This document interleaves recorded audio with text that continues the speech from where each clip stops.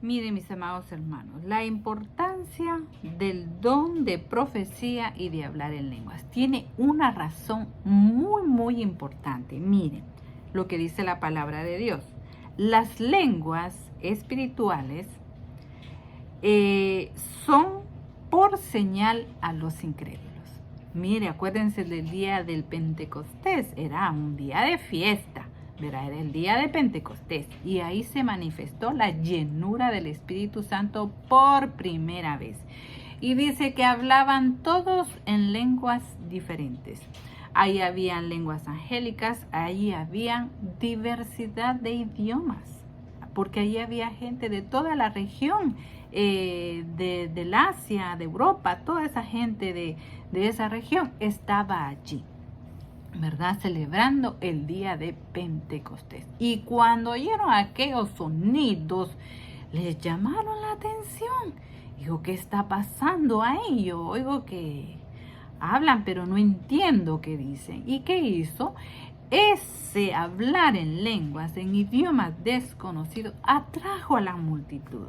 Creo que eran como más de 3,000, porque 3,000 se convirtieron, pero seguramente había mucho más. Los atrajo la atención de todos aquellos que en ese momento eran incrédulos. Y cuando empezaron a escuchar que decían, estos están ebrios, estos están borrachos, estos están locos. Es común que digan eso. Al día de hoy, si oyen hablar a alguien en lenguas, dices, está loco, ¿verdad? Así, no se preocupe, así era antes también. Pero después que escucharon, se dieron cuenta que cada uno hablaba en una lengua, en un idioma, y entendieron el mensaje y dejaron de ser incrédulos algunos para ser creyentes, porque aquellas lenguas se convirtieron en ese momento en profecía y era una señal para los que creen. Definitivamente Dios está en estos hombres. ¡Qué glorioso! Por eso, mi amado hermano, no te avergüences del don de lenguas. Si lo tienes, úsalo.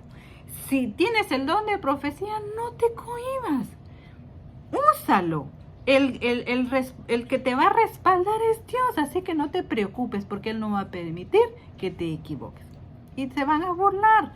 Eso tenlo por seguro, pero que eso no impida que tú fluyas en el don que es tu naturaleza. Eso tiene que ser muy natural en los hijos de Dios, porque es su naturaleza. Amén.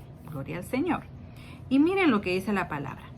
Dice el apóstol Pablo, sería maravilloso que todos en la iglesia profetizaran. Mire lo que dice.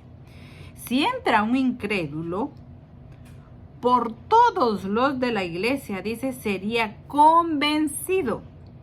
Todos le hablarían de la palabra de Dios. Dice, sería juzgado. Él se sentiría y vería todos sus pecados, como nos pasa cuando venimos a Cristo.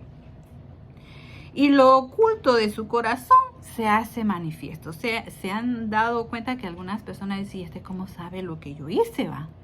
¿Cómo sabía? Es exactamente lo que yo hice, o lo que yo soy, o lo que yo pensaba hacer. No es la persona, es Dios a través de sus siervos, a través del vaso, ¿verdad?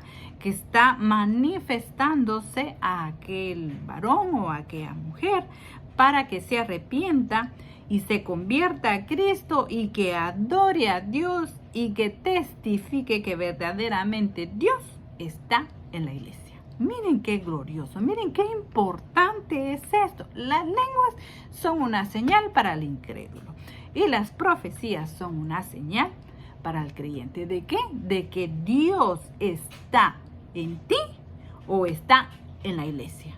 Porque si está en ti, donde tú estés, ahí está Dios, porque eres el portador de la gloria de Dios.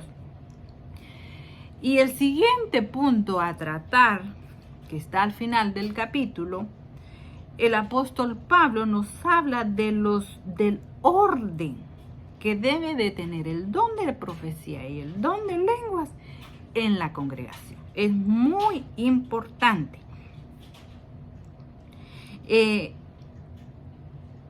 Y miren, Miren lo que dice el apóstol Pablo.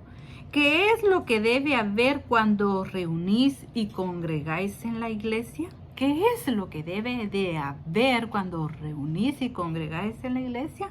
Tienen que haber salmos, doctrina, lenguas, revelación, interpretación. Todo lo que se haga en la iglesia sea de edificación.